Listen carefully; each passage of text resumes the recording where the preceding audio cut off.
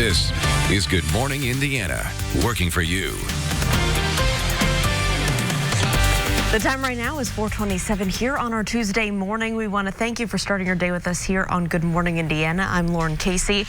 We do want to get to our top stories before we start your show this morning, starting with the latest numbers here on the coronavirus outbreak in the state of Indiana. These are the latest numbers from the state health department as of the lunch hour yesterday. We know that yesterday we saw the largest jump in cases, and that's likely due to the increase in cases in Cass County. That's where they had the outbreak at the Tyson meat packing plant. So we know that due to that, we had nearly 500 new cases in Cass County alone. The state had almost 1,000 new cases. We can tell you 16,000 Hoosiers have tested positive for the virus since this all started. 31 new deaths reported yesterday, and that brings our death total to 844 for the Hoosier state. So what does this mean? And what does that mean for the reopening and the rebound of the state of Indiana that we've been hoping would start soon? A lot of businesses just eager to get back in working, get back to making money, serving customers. And so the governor is still not saying exactly when we will ease that stay-at-home order. That order is set to expire Friday, and he hasn't pushed it back yet, but he has left it open, saying we're going to keep looking at the numbers throughout the week and see if that is possible or if we need to extend the stay-at-home order here for the state of Indiana. Obviously, the numbers yesterday were not helping matters, but he also wants businesses to start planning now for the reopening, making sure they have enough PPE for their employees to keep people who work there and the customers they're serving safe, and having a plan in place for when their restrictions are lifted. So we'll talk more about what reopening could look like here in the Hoosier state, especially important for business owners or anyone who is out of work right now. We do want to take a turn to our forecast. Todd Clausen is standing by with what we can expect today. And Todd, yesterday was beautiful. I think we have a pretty good Tuesday on tap, right? Yeah, you know, it's not going to be bad. There are some rain chances in the forecast for the day today, Lauren, but they're mainly going to be later on this evening. With that said, there are a few rain chances this morning as well, but it's really way at the top of your screen there on Storm Team 6 radar that you see some spotty showers starting to drop down to the south. Notice the temperatures in the 50s and 60s, so it's a nice and mild start for us here for the day today. We'll easily climb up into the low 70s. That's going to put us well above normal. Overall, it's partly to mostly cloudy day for us. Those storms that come in late, though, will have the potential to be on the borderline strong to possibly severe side. That's something we'll have to keep an eye on, and we'll detail it for you here throughout the course of the morning coming up in your Storm Team 6 forecast. All right, Todd, thank you so much. We'll continue to check in with Todd and see what we can expect for today and the rest of the week in your forecast. We do want to take a turn right now to what's coming up this weekend. The Broad Ripple Farmers Market, that is reopening with some new restrictions and at a new location. So we'll tell you about that, plus news, weather, and traffic coming up here on Good Morning Indiana. This is Good Morning Indiana, working for you. Someone out there knows something. Someone saw something. An 8-year-old boy shot and killed while eating dinner. Now at 4:30, what police say led up to the gunfire and how you can help bring justice to this family. Plus, Indiana sees its largest jump in coronavirus cases as the current stay-at-home order nears its end date. This morning, the advice governor has for businesses before the order ends. But before we get to those top news stories today, I want to thank you for joining us here on Good Morning Indiana on this Tuesday. I'm Lauren Casey. Todd Clausen is standing by here at 4:30 with a look at today's forecast. And Todd, what can we expect out there? You know, it's a decent day for us here throughout the day today, Lauren. For one, it's going to be nice and mild with temperatures in the 70s. With that said, there are some rain chances, but today is not going to be a washout. This morning, we're dealing with some spotty showers up here to the north. You see just south of Peru, but north of Kokomo, some rain in Delphi over towards Marion as well. And this little band of rain is just kind of slowly sinking down to the south. So, yes, there are some places that are getting a little wet here this morning, but most of us are going to be dry. This one little band of rain will move through, and then the daytime hours today are going to be pretty dry for most of us. That is the good news. But off to our west, this is a cold front that is near Omaha, and that is what is going to be the player in the forecast late tonight. So throughout the day today, partly to mostly cloudy skies. Temperatures will be climbing up into the low 70s. Those storms will arrive closer to midnight than throughout the day today. We'll detail the timeline and the impacts they'll have here on central Indiana coming up up in just a few minutes. All right, Todd, thank you so much. Here's a look right now north of the downtown area. This is I-65, a view here near 30th Street. Traffic is very quiet, as you can see. We'll continue to keep you updated if there are any crashes or delays or anything you need to watch out for your morning commute. It's 4:32 new on Good Morning Indiana. Investigators are trying to learn what led to a man's death near Riverside Park on the city's west side. Officers were called to East Riverside Drive and Herschel Avenue around 11 o'clock last night on reports of a person shot. When they arrived, they found a man in his late 20s in a vehicle with gunshot wounds. That man was pronounced dead at the scene, and this morning his identity has not been released. This morning, Metro Police are asking the community to step up to help find whoever killed an 8-year-old boy. Investigators believe that a stray bullet struck and killed Roderick Payne Jr. as he sat at his home eating dinner. The shooting happened on March 31st on Tacoma Avenue near Keystone. That's on the northeast side. Detectives say the young victim and his family deserve justice. Most of the people out there watching this probably have a child in their life in some way. I mean, just think about that. Think about the child that you know, your child, whether it's your child, a friend's child, or a relative, and for reasons that they had nothing to do with. One instant they're sitting there eating dinner, and the next one they're deceased. If you know anything about either of those cases, please call Crime Stoppers.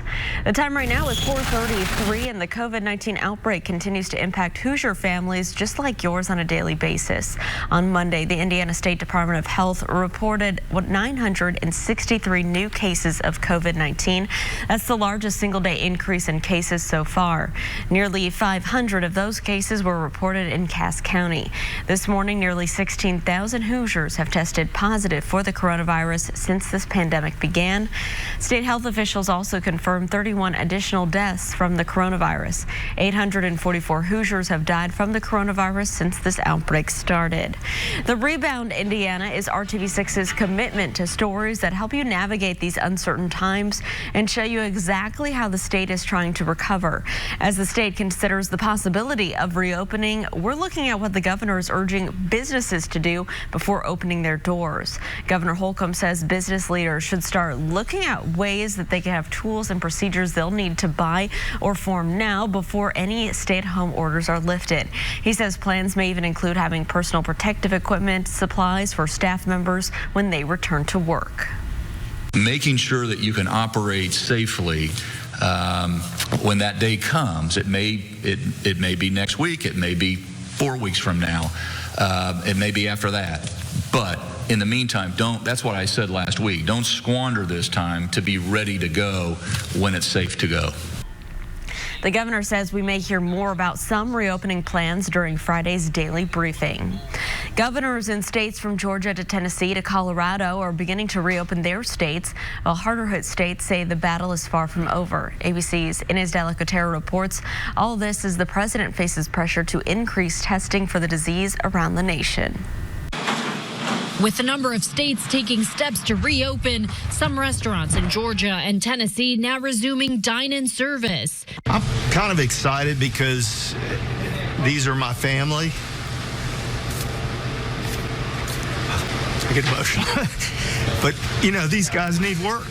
They need to make money. This Friday, some businesses in Texas planning to follow suit. In Ohio, manufacturing and construction resuming next week. And people in Washington state will be able to return to state parks and lands by May 5th. We are close to the point in the spread of this virus where we can enjoy the outdoors again. But in New York, the battle is far from over. Governor Andrew Cuomo revealing he plans to extend the shutdown for parts of his state. Number of new cases, still 1,000 new COVID cases every day.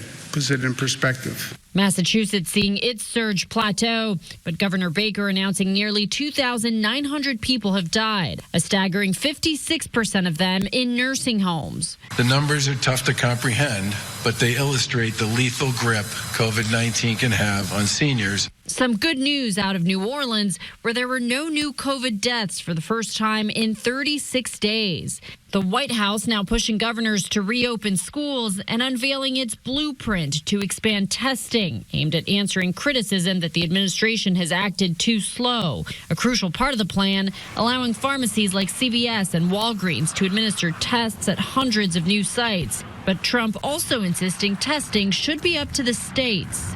We are continuing to rapidly expand our capacity and confident that we have enough testing to begin reopening. And more questions this morning about the administration's response. The Washington Post reports U.S. intelligence officials warned President Trump about the threat of the coronavirus in at least 12 classified briefings back in January and February. Inez de la Cuetara, ABC News, Washington. Coming up at 7 o'clock here on Good Morning America, Purdue University President Mitch Daniels talks about his plans to reopen the university in the fall. It's an interview you'll only see here on RTV6. Another central Indiana city is helping its small businesses rebound by offering loans. Fishers is now accepting applications for a startup and recovery loan program. Up to $500,000 will be allocated towards the program. You can apply through Saturday. For more information about requirements, you can click on this story in the RTV6 app. Some businesses are overwhelmed or confused by the loan options out there, and Sylvia Captive owns Fiore Salon, and like many others, she's responsible for paying her landlord despite not being allowed to have customers under the stay-at-home order. She reached out to RTV6 for help after running into some roadblocks. I tried to apply for payroll protection program, but because my stylists are boot rent in the salon, they're not on payroll, so I don't qualify for this loan. After learning more about Captive's situation, here's what we found out. According to the U.S. Small Business Administration, she can apply for a loan, but she needs to use the self-employed option. She can also apply for the economic injury disaster loan. Captive tells RTV6 she started the application process again with the help of this new information. A springtime staple in Broad Ripple is set to return this weekend. Working for you, we're looking at the changes you can expect before heading to the farmers market. Todd. And there's a few spotty showers out there this morning across northern portions of central Indiana, but today is not going to be a super wet day. Yes, there will be some chances this morning and again this evening, but we sandwich in a lot of dry hours with mild temperatures. We'll talk all about it coming up in your Storm Team 6 forecast. The time now is 4:39. You're watching Good Morning Indiana right here on RTV6. Days from 4:30 to 7. Welcome back. Getting Hoosier workers like you back into the office is a big part of Indiana's rebound process. And so this morning we're learning it could come with a lot of challenges. Workers may have a hard time finding childcare or be at a higher risk for the virus, which continues to spread. The nonprofit group Workplace Fairness had some guidance on employees' rights when it comes to getting back to work. If you're completely healthy and you just want to stay at home because you want to stay at home, which it can be understandable given the circumstances, but your employer can still compel you to come to the office, unfortunately. The executive director of Workplace Fairness says the pandemic has brought out the best and the worst in companies. Some are not honoring the longstanding employment laws or engaging in worker-friendly practices. Employers will ultimately be the ones required to meet the new expectations. Workplace Fairness believes many employees will be sensitive to the needs of employees. Employers that were honest with the employees about the situation and what they can and cannot do might find themselves in a better position as the economy starts to open up or to turn for the better.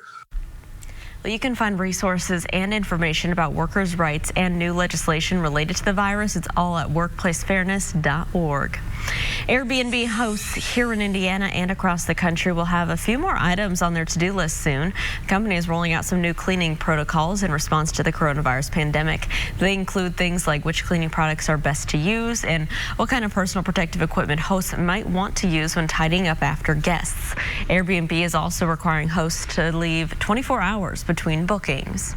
It is 4:43. Let's check in now with Todd Clausen and see what we can expect outside as we step out the door today, Todd. You know, most of us are dry here this morning, Lauren, and most of us stay dry at least through the daytime hours today. But a few of you are dealing with some rain showers here this morning, and that is to the north where these showers are making their way through parts of the Delphi area, now pushing into Deer Creek as well as Burlington. They scooted just north of Kokomo over towards Converse and Marion. There's a few light showers, and these are all starting to drift off down to the south as they weaken. So by the time we get closer to the top of the hour, Gas City, Windfall.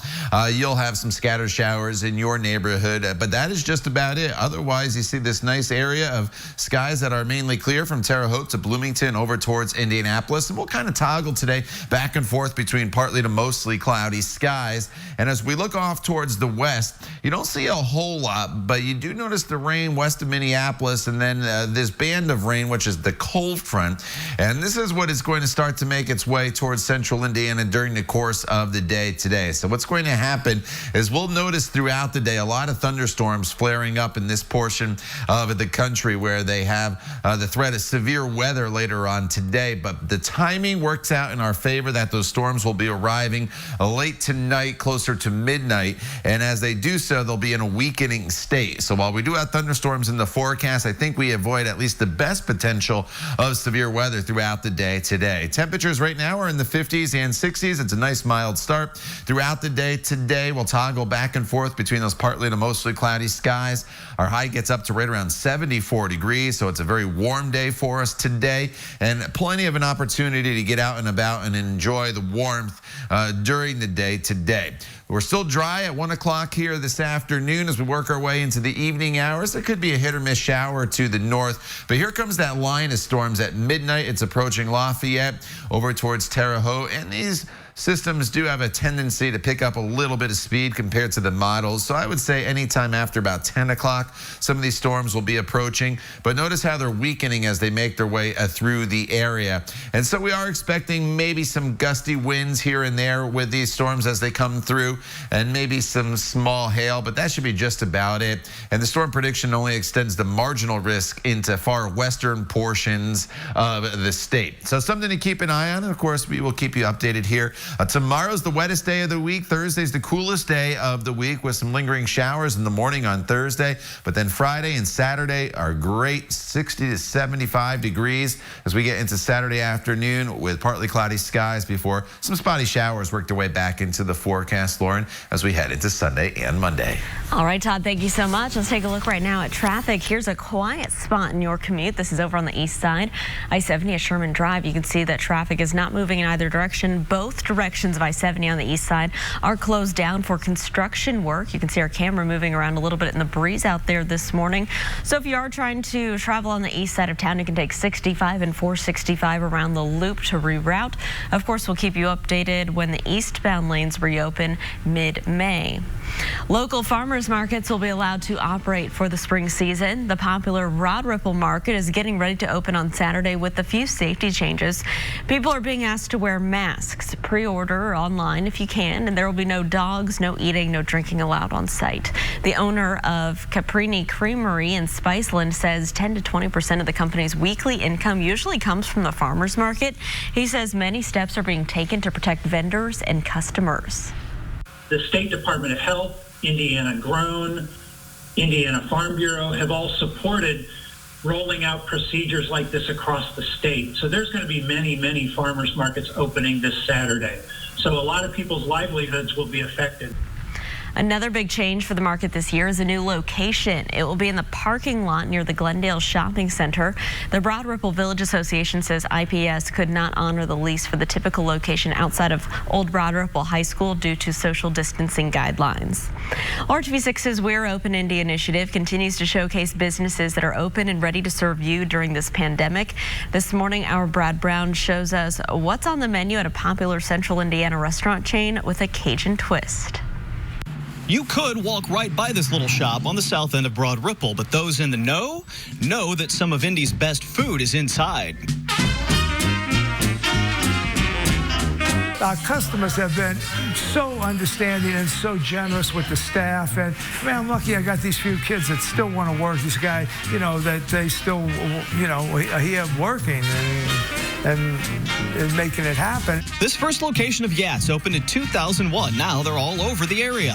While some of those locations are closed for now, the ones that are open keep the Bayou flavors flowing. Just wanted to, get grounded somewhere and just be in business where, it was not complicated and it could make a living and just kind of get along. Joe is at the heart of it all, one of the great characters of Indy's restaurant community. I don't know, like this guy, where you going with that bicycle, man? The guy in here earlier, he wanted to buy a couple $100 worth of gift certificates. And I said, no, man, we're okay. What if I die? I said, you're going to get jugged for the $200. A little bit Cajun, a little bit Creole. Even if you don't know what it is, once you taste Yats, chances are you'll be back. A lot of this stuff was from my mother, and people had, just they were cooks. Everybody was with my sister's a great cook, The white chilies from my wife. She's from Wisconsin. I don't know what happened there. And an expert tip, get the extra bread. The people, that's one of the things I love about Indiana, I love about Indianapolis, is the people, Next month, they'll be doing this for 50 years or half a century. So many times the people are really grateful that you open. They leave and they say, thank you for being here. Thank you for being open. Joe says he has no plans of slowing down anytime soon, wants to just keep on serving his customers as long as he can. Along with takeout, Yats is offering Pop Your Trunk curbside pickup at most of their locations. You can find that information and order online on their website. Working for you, Brad Brown, RTV6. Working for you. The NBA season remains on hold. That includes the Pacers, who remain hopeful the season will resume at some point. As Sports Director Dave First shows us, until then, many in the organization are doing their part to help those who need it. One day, this will return, and for most, can't come soon enough. That includes Pacers equipment manager Josh Conder, the man known as Country. Where did the nickname Country come from? Larry Bird gave it to me. So when Larry Legend gives you a nickname, you got to keep it. Well, I just love the fact that Larry Bird, who isn't exactly city, is naming you Country. So exactly. And for now, Country has turned in his usual duties for one, let's face it, that's way more important to the times. How did all of this begin? The front office on both sides of the business and basketball had a meeting with all their employees and said, what can you guys do to better yourself or learn something new during this time? And I was thinking, I've always wanted to learn how to sew. I'm a sewing blogger. But it was more than that. After turning to some YouTube videos and picking it up quickly, he used the skill to make 100 masks for the area's homeless, turning them over to IMPD officer Sean Holmes to distribute. But then he turned towards healthcare workers. The masks, they're pretty specific about what goes into it, how much protection there is. So Josh started adding the required layers for further protection. And from there, I needed more fabric. So I got this Pacer fabric. Look at that. It turned out to be like this. That's pretty cool. That, and then I got some of this other fabric down here that I'm going to make some more with. Today, Country is turning out 20 to 30 a day, delivering them to assisted living homes and emergency rooms back in his hometown of Terre Haute. The new sewing machine he bought rarely gets a break. What does it mean to you to be a part of something like this? Who knows when we're going to get back to basketball? It feels good, to be honest with you. I mean, it's really neat, and I'm ready for whenever it starts back up, but this is helping me pass the time, and I just want to help out people that help us out so much. He's used to watching assists, now providing some big ones of his own. Dave First, RTV6 Sports. All right, thank you there, Dave. The time now is 4:56. Here's a look at your 7-day planning forecast. Some storms are possible today, but they're going to be late in the day. Most of today is going to be dry. It's mild up to 74 degrees, but once the storms arrive, once we get past that initial threat of some stronger storms, it transitions into just a rain event for us tomorrow with showers off and on throughout the day. 63, 55 on Thursday with some lingering showers in the morning, but then a pretty nice stretch of weather for Friday, Saturday, and Sunday. We get the sunshine back and warmer temperatures as well. In fact, Saturday looks absolutely terrific. Start making those plans now. We'll dive into your 7-day forecast and talk about the storm threat for this evening coming up in the next half hour of Good Morning Indiana. Stay with us. We're back in just a couple minutes.